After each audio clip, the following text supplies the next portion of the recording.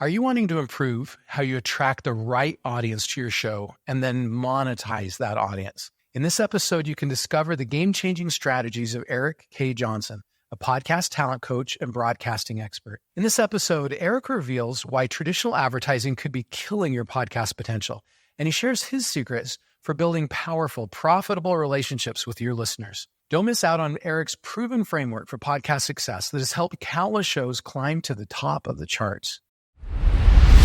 Hello, incurable creators. I'm excited to bring you some bonus episodes featuring exclusive interviews from the 2023 PodUp Virtual Podcasting Summit. Each Thursday for months, you're going to hear interviews from a diverse range of podcasting and marketing experts. My hope is these repurposed interviews will inspire you with new ideas and insights to take your podcast to the next level. And of course, remember to listen every Tuesday for our regular episodes of Podcasting Secrets as well. Now, let's dive into today's bonus interview from PodUp's 2013 Podcasting Summit. Hello, I'm Nathan Gwilliam, and I am here today with Erik K. Johnson. Erik is a distinguished podcast talent coach, a dynamic speaker, and a seasoned broadcasting expert. He's renowned for his ability to transform podcasters into influential voices and help them craft compelling content that captivates audiences and drives results.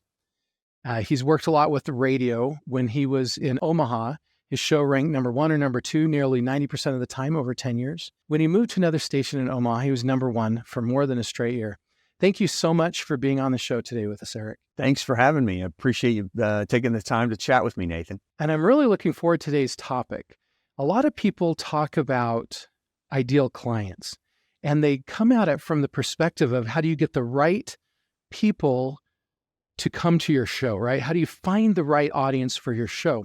Today, we're going to talk about how to attract your ideal clients with your podcast, but we're not just talking about how to find the right people to come listen to your podcast. We're talking about how a business can leverage a podcast to find the right buyers, the ideal clients to purchase their products and services, how to use a podcast as a marketing tool. A lot of people want to build a big audience on their podcast so they can get out and sell ads and sponsors to the show. And I think that's the worst way to monetize your podcast because people are fleeing traditional media to get away from ads and sponsors. So why would you want to go clutter up your show with all of that nonsense? Instead, use your podcast to build solid relationships with your audience. So when it comes time for them to buy, they already have a relationship with you and you're the one they think of. You're the one that comes top of mind for them. Yeah, I love that. One of the best monetization secrets, when people ask, how do I monetize a podcast? The answer is whatever it is you're already selling, right? Find out who the ideal customer is who already buys it, aggregate them, get them to trust you, and then sell your existing products and services through your podcast. Yeah, absolutely. One of my favorite books by Chet Holmes, The Ultimate Sales Machine, he talks about the sales process. And in there, he talks about your market. He says only 3% of your market is in the market to buy today. They're out buying today, only 3%. He said 7% could be convinced to buy today. Oh, you know what? Now that you mention it, I do need one of those things. Think of selling snowblowers in October, right? Oh, you know what? I'm going to need a snowblower now that you mention it. And snow's right around the corner. Yeah, now that you mention it, I'm in the need for a snowblower. So that's 10% of your market. Another 30% need more education before they're ready to buy. I know I have a lot of snow out in my driveway, but I'm not sure what I need to remove it. Do I need a plow for the front of my tractor? Do I need a snowblower? Do I just need a shovel? I need more information before I can make a buying decision. 30% of your audience is going to need your product, but probably not today. Maybe you're selling cars, right? My car's got another year or 2 left in it before I'm going to need a car. So I don't need your solution today, but I'm going to need it somewhere down the line. And then another 30% probably will never need your product. Maybe that is, maybe they work for Toyota and you're selling Fords. They're probably not going to buy a Ford since they work for Toyota. You know, maybe they're a man and you're selling dresses. Most times not going to need your product. So if all you're doing on your podcast is trying to sell your product, you're only talking to 3%, maybe 10% of your market. Instead, offer great content and nurture the relationship. So when that other 90% is ready to buy, you've already built the relationship. So they know you, like you, and trust you. And when you get to that spot, instead of having to sell, you can prescribe. Think of a doctor, right? When you trust a doctor, he prescribes a medicine and you just go get it. You don't ask what alternatives there are. You just trust him. And that's the kind of relationship you can build and the benefit you can get from building a podcast like this for your marketing. Yeah, especially if you're doing solution-based selling rather than prescriptive selling. If you're having a conversation and you go, tell me what's ailing you. What are your challenges? Where are your struggles? You know what? I think I might have a solution for you. It's over here. Rather than here's my solution. Let's figure out how you fit into it. And a lot of people, I love that know, like, and trust that you mentioned there, Nathan. It's all about building rapport. And people, when they're selling their product or service, they're rushing to that sales conversation way too fast. 40% of the sales process is building rapport. It's deciding whether or not we actually like each other and want to do business with each other. The next 30% of the sales process is qualifying your prospect. Am I right for you? Are you right for me? Before we can do business together, I got to make sure that my product's going to work for you and you're going to work for my product. That's 70% of the sales process. The next 20% is educating your prospect on your solution. Now that you've clearly explained to me what your problem is, I have a solution for you, and this is what it looks like. And then the last 10% of the sales process is closing the deal. So if you're rushing to the sales conversation and let me show you my solution, you're missing 70% of the sales process. But when you create the podcast in the right way and you're crafting great content that builds relationships, you're building rapport, that first 40% of the journey. Your prospects, your listeners are self-qualifying themselves. They're saying, I love what Nathan's talking about. He's my kind of guy. I love what he has to offer. It sounds like it could work for me. He and I should have a conversation. So by the time they get to that sales conversation, they're already 70% down the line and ready to have a great conversation with you. And it radically improves our conversion rates when we do that. Absolutely. What are some of the other benefits you see from going through this process? It's authenticity. When you craft a podcast and you infuse yourself into it, you infuse your story and your personality into it, it separates you from everybody else in your niche, which is what a podcast can do for you. If you're only creating a podcast that is information-based alone, you're dead in the water, because AI can copy your information in a heartbeat, right? AI can produce a podcast with all of your information and copy it and have it probably do it a lot faster and more efficiently than you can do it. The only thing AI can't copy and the only thing your competition can't copy is your story, your opinion, and your personality. If you share your story with your audience and you trust them with both your successes and your failures, you're starting to trust them. The law of reciprocity kicks in and they begin to trust you as well because you've shown that you've trusted them. And it's a way to build that know, like, and trust using your podcast. It's a very powerful tool. Okay, let's go back to the beginning. What is an ideal customer and why is it so critically important for a podcaster to understand and identify that? One of the big misconceptions that marketers make, especially new marketers, is that your target, your niche, and your avatar are the same thing. And it's couldn't be further from the truth. Your target is a group of people that would be your target market. Let's say you're a real estate agent in the like $500,000 home range, right? That's your target market. I sell real estate in a $500,000 area. Your niche might be I sell $500,000 residential real estate in the Midwest to single families that have multiple kids and income over $250,000 a year. So that's your niche. It's a group of people within your target market that have similar characteristics. The avatar is a single person in that niche. So your avatar might be Sarah.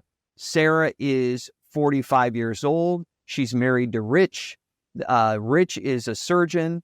Sarah is a director at a pharmaceutical company. They have 2 kids. Their kids are 15 and 13. They both play soccer. That's your avatar. It's a single individual. And the reason it's so critical that you define that ideal client is so you can find them online. I talk to so many podcasters and coaches. People, I help people invest for retirement. I go, great. Who's your ideal client? Well, everybody. I can help everybody.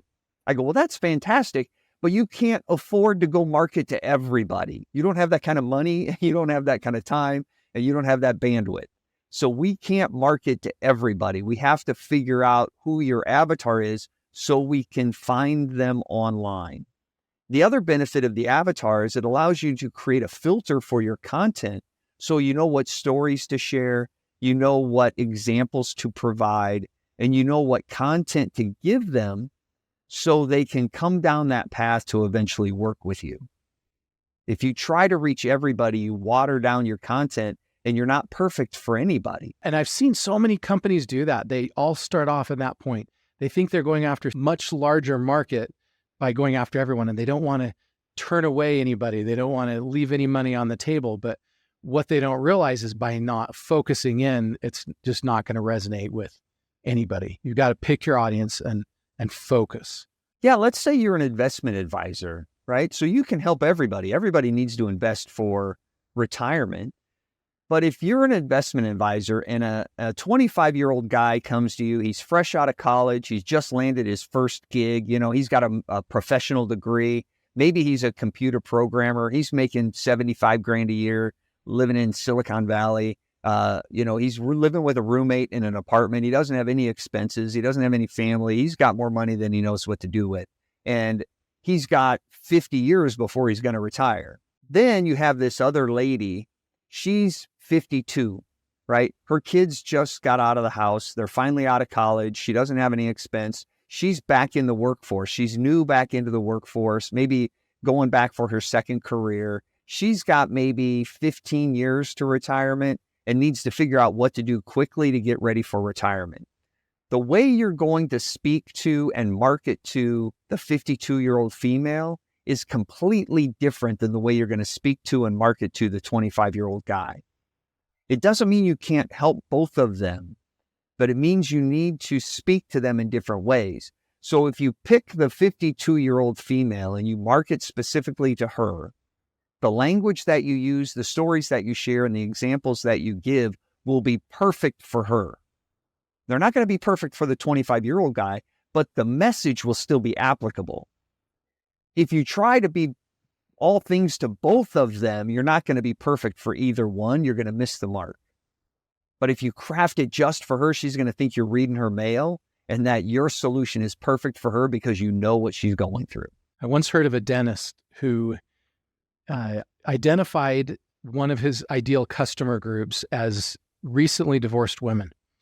And so he put together a package for them where he did dental implants, picked them up in limousines, took them shopping, did the whole package. And he increased his revenue as a dentist by 500% by focusing on one little niche and giving them just this amazing, ridiculous package that was catered exactly to that audience. None of his other potential customers would have wanted that package, but by focusing on that one, 5x'd his business. Yeah, absolutely. Because he knows what they're going through. He knows what they need. He knows which buttons to push and how to communicate with them. And so his marketing, he's probably spending half of what he was spending on his marketing because now he's just marketing to that group. He knows exactly where to go to find them. He knows exactly what to say to them. He's not trying to be broadcast radio or broadcast television and market to everybody and hope that families come in and retirees come in and kids that need orthodontia come in. He's not trying to get everybody. He's just focused on that niche, spends less to do it. It's more effective and more efficient, and his revenue goes through the roof. That's the power of focus. And he can be number one in the world in his niche by focusing too. He's not competing with anybody on price. You don't need everybody to have a great business. You just need the right people. Find the people you love working with. You have ideal clients. You have clients you love working with, and you have clients that are just a pain in the neck. Well, stop attracting the pain in the neck and go find more of the ideal clients you love to work with. It's going to make your life and your career and your business a lot more enjoyable. Instead of focusing, this is a shift in a paradigm. Instead of creating a show and then finding who the ideal customer of your show is and then trying to sell something to them, you're starting a little differently. You're saying, all right, I already have a business. I'm going to find who the ideal customer of my business is, and then I'm going to go create a show focused on that audience and what they care about the most. You want to talk about, the content should be something you're passionate about, right? You don't want to go create a show specifically for a niche if you're not interested in that particular topic. However, if it's dovetailed with your business and your ideal client, chances are you're going to love talking about it. It's going to be something that you're passionate about. So how can you help your client? Your content should really be created in a reverse fashion. So we start with the end in mind. Where are you having your sales conversation? Then take a step back. What is it that I need to put in their hands to get them to that sales conversation with me? That could be a lead magnet. It could be inviting them to a webinar, could be direct mail piece. What is it that I put in their hands that get them to the sales conversation? Then step back one more time and go, okay, what kind of content can I create that demonstrates the need to take that next step and get that piece of content that will then lead them to the sales conversation? Today's episode of Podcasting Secrets is brought to you by Pod Allies, the done-for-you podcasting services solution. When I speak with CEOs about their podcast, one of the most common comments that I hear is that they know they need a podcast, but they don't have time. Have you ever wondered how some businesses find a way to still run their podcasts while juggling their crazy day-to-day operations? The secret might be simpler than you think. Let me introduce you to Pod Allies. This is a service that's changed the game for businesses in the podcasting world. Pod Allies is a done-for-you podcast production and marketing service. They understand that while many businesses understand the immense value podcasting can have for their business, finding time to produce, syndicate, promote, and monetize a show can be challenging. Pod Allies offers a dedicated team to handle virtually all aspects of your podcast production. From strategy and branding to audio and video editing and guest scheduling, they've got you covered. They even take care of creating blog posts, transcripts, and syndicating your content across multiple platforms. What sets Pod Allies apart is their use of PodUp, their proprietary podcasting software suite. This allows them to streamline the entire podcasting process, saving you time, effort, and a bunch of money. If you're ready to become a thought leader, connect with your audience, and grow your business through podcasting without all of the investment of time and cost of doing it yourself, Pod Allies might be the perfect solution for you. To learn more or to schedule a free consultation with a podcast expert, visit podallies.com. That's podallies.com. Now back to the show. How does a business identify and understand their ideal clients? So many people want to define their ideal client and then write it in stone and leave it forever and ever, amen. And that's simply not the way it works. Your ideal client should morph over time. It should evolve. The more you learn about who you love to work with and who you can help the most, the more your ideal client should evolve and represent that ideal client. So if you're just starting out, put down who you think you love to work with and go and attract those people. And then as you attract more of those clients, review your ideal client. You should review it. If you're just starting out, you should review it every month or two, and then every quarter, and then maybe every half a year, and then maybe every year as you're a mature business. But at least every year, you should go back and look at your ideal client and evaluate it and decide, are those the people that we're really helping the most? Are those the people that we really enjoy working with? Are we creating content specifically for them? And so we need to evolve that. I asked one of my clients, I said, all right, we need to really get clear on your ideal client, who that is and what she does. And so one of the questions I had her answer was, what kind of car do they drive? And she said, you know what I'm going to do? I'm going to go talk to a handful of my ideal clients, and I'm just going to ask them these questions and poll them so I can see what their answers are. And she asked one of her clients, what kind of car do you drive? And the client said, why do you need to know what kind of car I drive? She said, I don't know. My coach just asked me to ask you, and so I'm asking you. And I said, Tavana, what does the car she drives tell you about her? If she had told you she drove a late model minivan, what could you imply or what could you assume about that ideal client? Probably has a family, probably has kids at home, probably is more worried about function over flair, right? She probably needs to haul around the groceries or the sporting gear or whatever. You know, she's not so concerned about what the neighbors think of her. She's just worried about getting the job done, right? She's worried about others before herself. However, she told you she drove a little two-seater BMW. What would that tell you about her? You know, she likes nice things. She likes to spend money on herself. She's not so concerned about getting the kids in the car. She likes how she looks. You know, she loves nice things, right? She's willing to spend money on those sorts of things. Two completely different personalities just simply by the car they drive.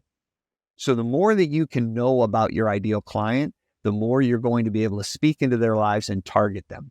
Can you share with me a little bit more about your personal journey, how ideal clients became a passion of yours? Well, I got into radio in college completely by accident. I always wanted to be an architect, and I went to school to study architecture. And I've always loved business. I just didn't know I loved business. Growing up, I sold Christmas cards door to door and candy and Christmas ornaments. And I was selling gum out of my locker at 11 years old in school. I bought it at a white elephant sale and started selling it out of my locker because I just loved the entrepreneurial nature. All of my family were entrepreneurs. Back then, entrepreneurship wasn't the cool term that it is today. So I wanted to be an architect. During architecture school, I took radio for the non-major. I ended up accidentally getting a radio job with my brother at his radio station that he was working at and started falling in love with radio. Architecture wasn't really my passion anymore. I started falling out of love with architecture, took a class, broadcasting for the non-major as an elective.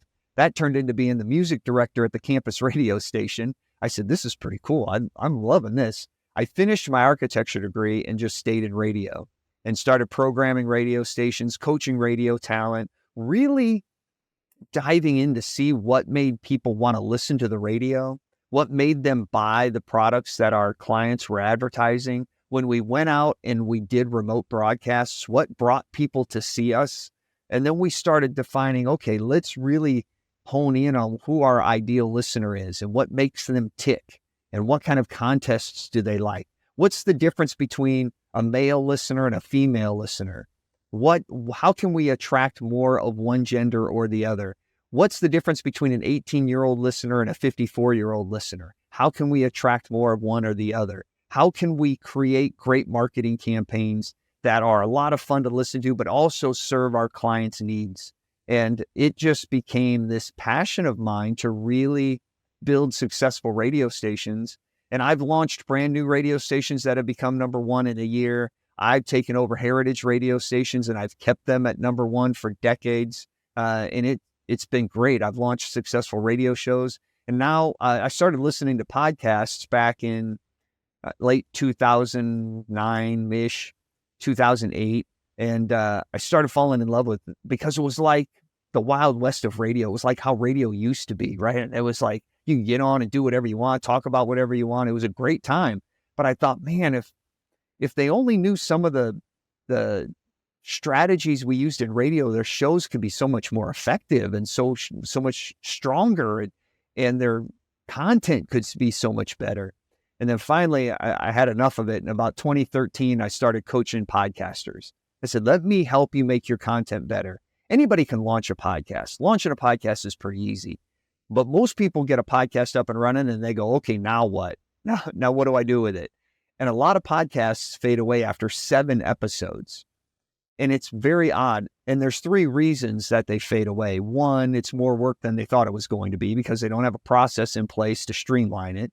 2, their audience doesn't grow as fast as they thought it would because they don't have a process in place to make it efficient. And 3, it doesn't generate cash as fast as they thought it would because they don't have a system in place to monetize their show in an effective manner because they're out trying to sell ads, which takes up way too much time and puts a ceiling on the revenue that you can generate. So I help them take their information and transform it into entertainment like we did on the radio. And I help them build powerful, profitable relationships with their audience. And that's what Podcast Talent Coach is all about. And that's what I love to do. What are the three most important things that podcasters need to know about attracting their ideal clients? First one is talk about what you love. Don't talk about what you think somebody else will love. I was coaching a radio show one time when American Idol had just started coming out, and they were like, man, we hate American Idol. I do not want to talk about American Idol, but we're on a top 40 station and everybody's talking about American Idol. And I said, you guys cannot go on the radio and pretend you like American Idol. People are going to see through it and they're not going to be interested. If you want people to be interested in your show, you need to be interested in what you're talking about. 2, don't put ads and sponsors on your show. People are fleeing traditional media to get away from ads and sponsors. Ads and sponsors, they treat your show like a commodity. They're going to pay you the same rate they pay everybody else, whether or not your audience is better or worse than somebody else.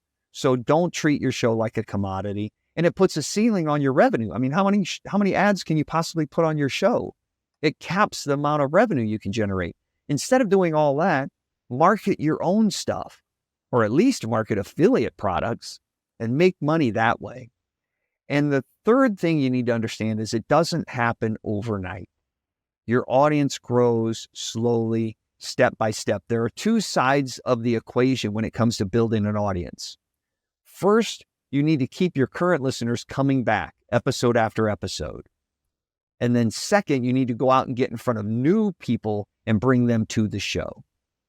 Because if you're only bringing in new people and you're not keeping the current listeners, it's like putting water in a bucket that has holes in it and the water just keeps leaking out. Your bucket's never going to be full. But if you're only talking to the people who are here and you're not bringing anybody new in, then attrition is going to happen and your audience is going to fade away over time. What's the biggest mistake that podcasters make related to their ideal customers? The biggest mistake we talked about a little earlier, and that's trying to talk to everybody.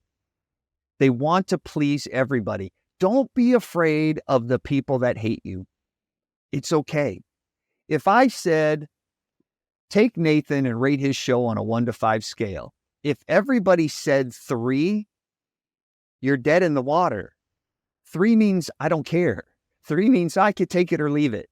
Like doesn't matter to me.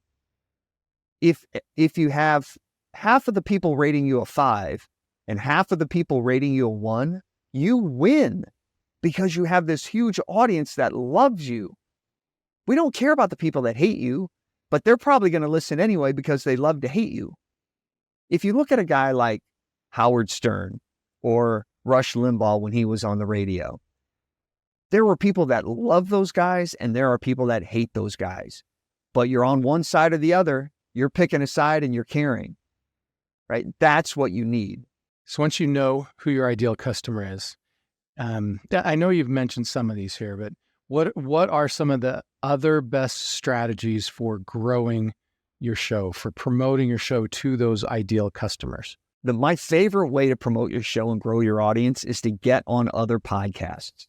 This is going to sound pretty elementary, but podcast listeners listen to podcasts. So go get on more of them. The studies show that the average podcast listener consumes between 6 and 8 different shows a week. There are 30% of podcast listeners consume over 11 different shows a week. So if they're listening to you for 1 hour a week, there's 167 other hours they can listen to something else. Even if you take out sleeping hours, there's still a ton of time for them to consume other shows. So find the shows that are already speaking into the lives of your listeners and go get on those shows. Do interview swaps with them. See how they can put you in front of their audience. That's the benefit of defining your ideal target listener, because when you identify that listener, you know who's already speaking into her life. You know who already has her attention.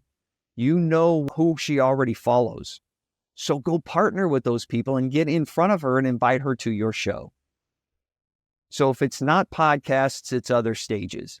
It's summits. It's conferences. it's virtual events, it's presenting to masterminds. However you can get on stage in front of a group of people, tell them what you're all about and what you have to offer and bring them back to your show, that's how you're going to grow your audience. Thank you so much, Erik, for joining us today and sharing your wisdom with us about ideal clients. If our audience enjoyed what you shared and they found value and they want to learn more about your services, what are the best ways for them to do that? Best way for you to do that is to grab my free resource. It's called 7 Ways to Attract Your Ideal Clients with Your Podcast. And you can download that at podcasttalentcoach.com/attract. It's a PDF that will give you 7 strategies to attract your ideal clients with a podcast. It comes with a video that will explain the whole thing to you. I even show you a case study of how it was put into use to grow the audience, bring new clients into the pipeline, start nurturing that relationship, and start growing your business. And again, you can get that at podcasttalentcoach.com/attract. And when you do that, like any good resource, that will put you on my email list. And I send out a daily email that has a little nugget of wisdom in there to help you grow your audience and monetize your show and build your business. To those that are watching, I hope you found value today, and I wish you success in attracting your ideal customers. I also encourage you to grab the free VIP upgrade if you haven't already. There should be a button on the page where you're watching this video that you can click on and get that upgrade package and all the cool benefits that come with it. Thank you, and have a wonderful day. And here are my key takeaways from this episode. Number 1, using your podcast to build solid relationships with your audience is more effective than monetizing through ads and sponsorships. Number 2, only 3% of your market today is ready to buy. So focus on nurturing relationships with the other 97% for future sales. Number 3, the sales process consists of 40% building rapport, 30% qualifying prospects, 20% educating on solutions, and 10% closing the deal. Number 4, infusing your personality and story into your podcast sets you apart from competitors and AI-generated content. Number 5, understand the difference between your target market, niche, and avatar, or your ideal client, to market your podcast effectively. Number 6, focusing on a specific avatar allows you to create more targeted, resonant content and marketing strategies. Number 7, regularly review and evolve your ideal client profile as your business grows and changes. Number 8, create podcast content with the end goal in mind, working backwards from your sales conversation to guide listeners through your funnel. Number 9, don't be afraid of polarizing your audience. Having passionate supporters is better than having a lukewarm audience. And finally, number 10, grow your podcast audience by appearing on other podcasts and stages that already cater to your ideal clients. Thank you so much for joining me for this episode of Podcasting Secrets. I wish you success as you work to find and build stronger relationships with your right audience. And if you're looking for an amazing podcast platform where you have 35 integrated modules that help you create, grow, and monetize your business, I recommend you check out PodUp. You can get a free trial at podup.com.